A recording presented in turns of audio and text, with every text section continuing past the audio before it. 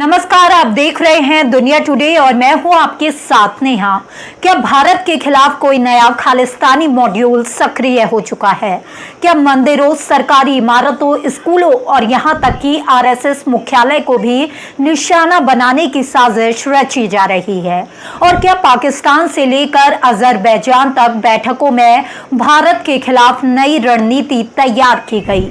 इन सवालों ने सुरक्षा एजेंसियों की चिंता बढ़ा दी है, क्योंकि पिछले कुछ महीनों में देश के अलग अलग राज्यों में एक के बाद एक धमकी भरे ईमेल भेजे गए हैं।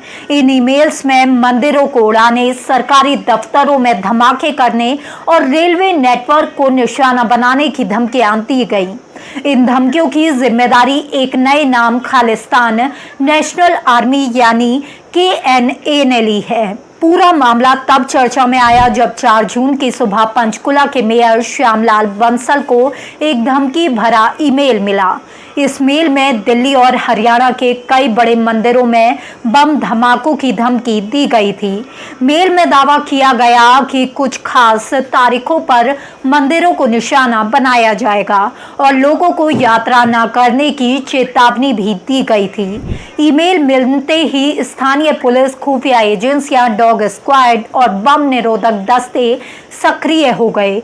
मंदिरों और आसपास के इलाकों की तलाशी ली गई, लेकिन कोई संदिग्ध वस्तु नहीं मिली। हालांकि एजेंसियों ने मामले को गंभीरता से लिया और जांच शुरू कर दी। जांच आगे बढ़ी तो सुरक्षा एजेंसियों के सामने एक नया नाम आया, खालिस्तान नेशनल आर्मी।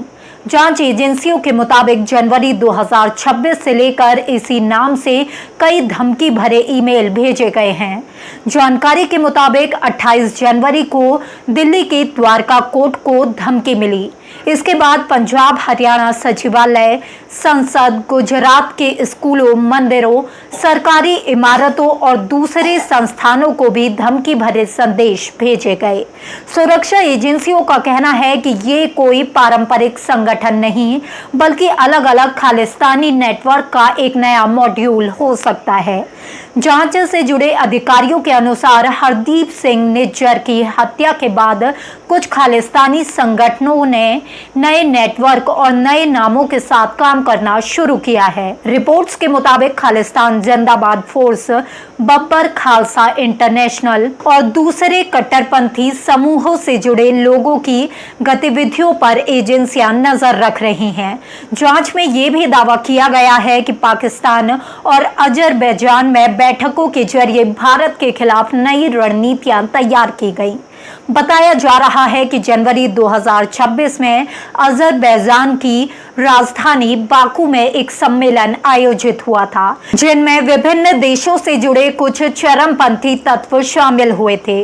जांच एजेंसियां ये पता लगाने की कोशिश कर रही हैं कि क्या भारत में आई धमकियों का कोई संबंध उस बैठक से है या नहीं। रिटायर्ड सैन्य अधिकारियों और सुरक्षा विशेषज्ञों का कहना है कि पिछले कुछ वर्षों में खालिस्तानी नेटवर्क की कार्यप्रणाली में बदलाव आया है। पहले पोस्टर, पर्चे या ऑडियो संदेश के इस्तेमाल किए जाते थे, लेकिन अब डिजिटल माध्यम के जरिए दहशत फैलाने की कोशिश की जा रही है। उत्तर प्रदेश के पूर्व डीजीपी ब्रजलाल का भी कहना है कि ईमेल के जरिए धमकियां देना एक नया पैटर्न बनकर उभरा है। उनका मानना है कि इसका मकसद सिर्फ हमला करना नहीं, बल्कि लोगों के बीच डर और असुरक्षा का माहौल पैदा करना भी हो सकता है। इसी बीच गुजरात से भी एक बड़ा मामला सामने आया।